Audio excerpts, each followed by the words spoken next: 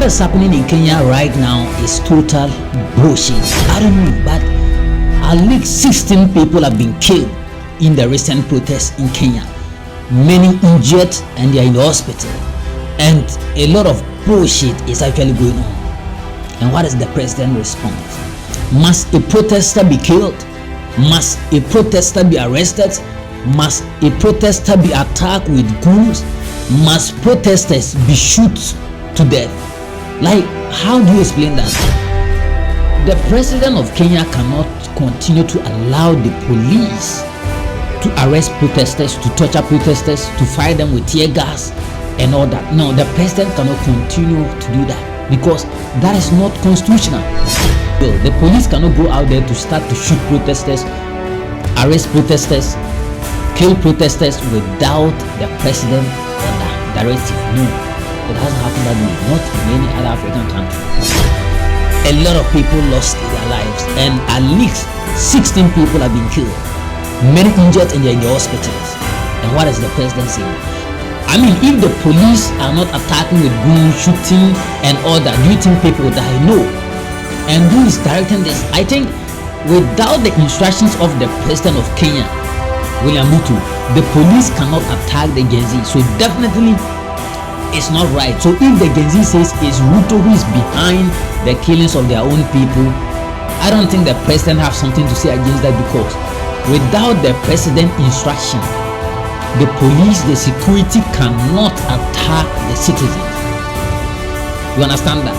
Because they are there and the president is the commander-in-chief, and therefore any other instructions given by the president, William Ruto, is what they are going to do. The directive is what they are going to follow. So the people of Kenya, the Gen Zs in particular, are referring to the fact that President William Ruto is the one abducting their children, their people, killing them and all that, and a lot of accusations. And then final Gen Z say is that Ruto must go. So what they want in conclusion is that President William Ruto must go.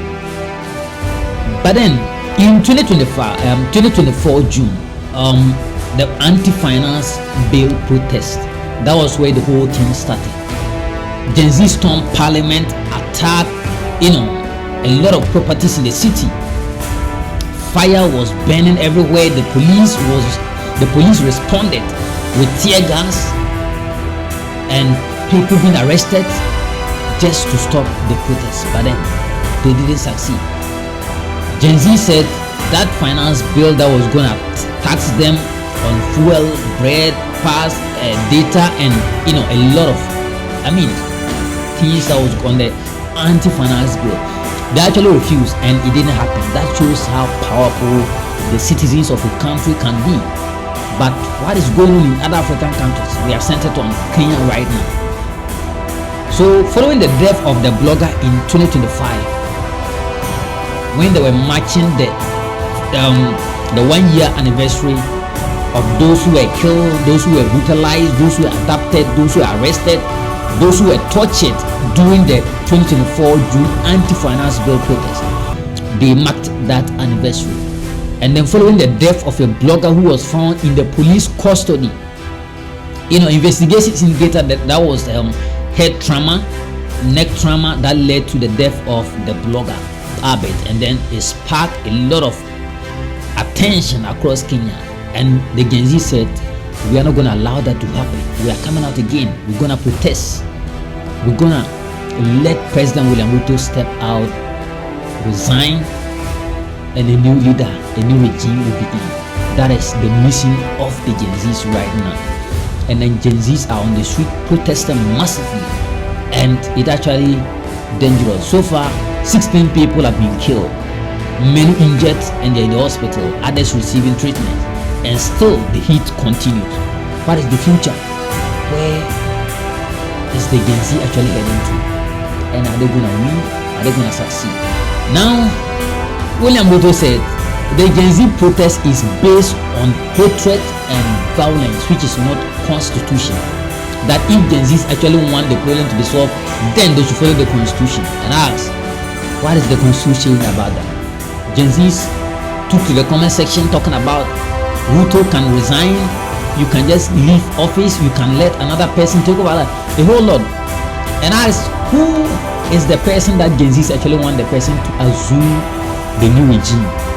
That is the question every Kenyan asks. We don't actually know where the future lies and who is going to be that person. Are Gen Zs having their own leader that they want to initiate? What is the secret? And is the protest actually funded? That is the question I don't think. Well, something might be behind, but nobody can tell as it stands because everything has been in darkness since the protest began till date. All we hear is the death, how the Gen Zs are tortured, how they are arrested, how the abductions are going on, and a lot of bullshit actually happening out there.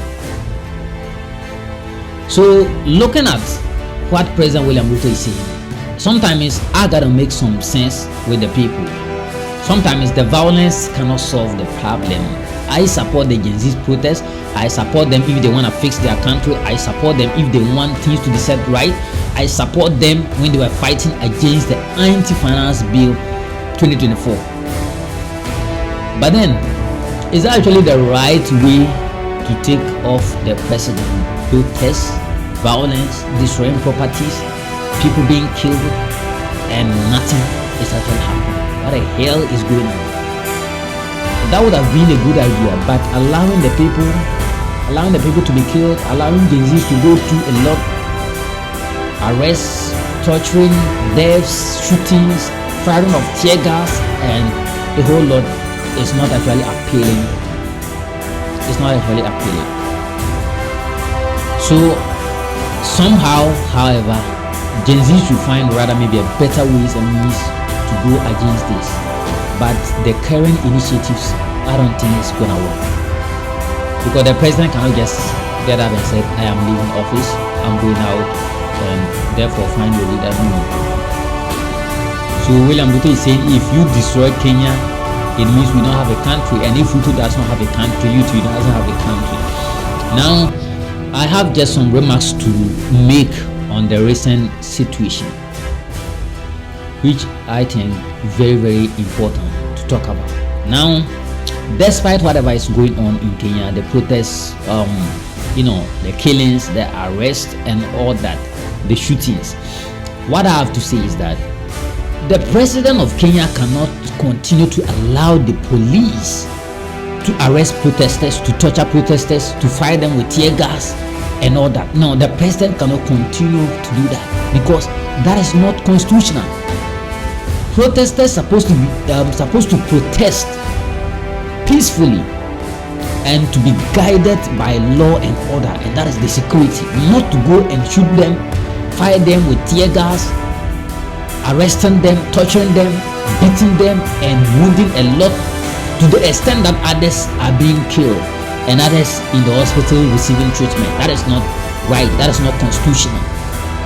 So actually, I don't support that shit. So the president of Kenya cannot continue to let that happen, and then he can actually stop that, because it's not by the police will. The police cannot go out there to start to shoot protesters, arrest protesters, kill protesters without the president order, directive. No, it hasn't happened that way, not in any other African country. So in a situation whereby the citizens feel like they are being brutalized, they've been attacked, they've been targeted on, that is where they retaliate, they rebel, and that is where the whole thing escalates. So I don't support that. No, not at all. But there should be a better ways and means to look up to what is happening in Kenya. The people of Kenya cannot continue to die, and this is where I got pissed off if African unions, ECOWAS, and other African leaders shut up, and a lot of people go through pain, death, injuries, and a lot. Because what is the Africa we're talking about if we are not united? What is the Africa we're looking at? We're looking at if we cannot stand out to defend our neighboring African countries. Where is the Africa? Because Kenya stands as a country, but Kenya is part of Africa. So if the people of Kenya, the citizens, the Gen Zs are going through pain, African leaders should be able to stand out to talk about it. ECOWAS should be able to say something. There should be interventions. So these people are not joining those alliances for no benefit. So if Kenya is in ECOWAS, Kenya is in the AU, and this is happening in Kenya and they have nothing to say, no solutions, then I think we are doomed in Africa. We don't actually have that kind of way to survive. So what's up, guys? This is Joy Ideas News. Kindly hit on the subscribe button, like this video, share out there for people to get a watch. We gotta talk about how it's going on in Kenya, shout the truth, and then we talk in the next episode.